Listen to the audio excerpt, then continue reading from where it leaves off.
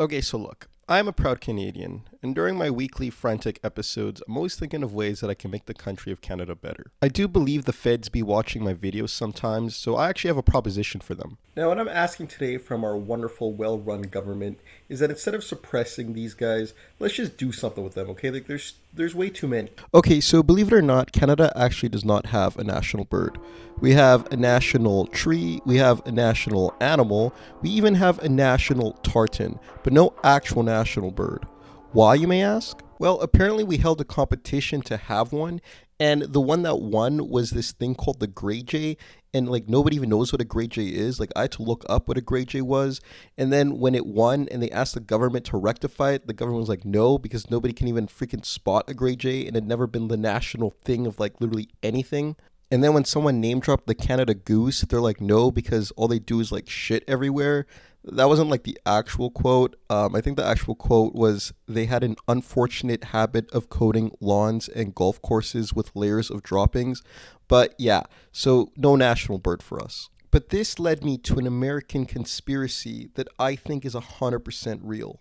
In 2017, an American by the name of Peter McIndoe attended a protest in Memphis, Tennessee, and on a whim he wrote that birds aren't real.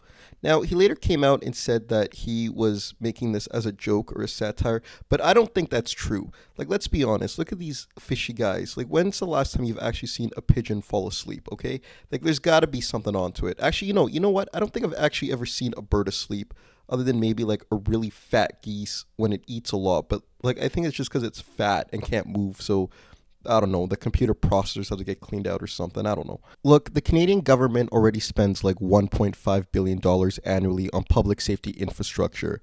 And that's not accounting for municipal governments that spend money on bylaw enforcement, police, and what the provincial governments pay.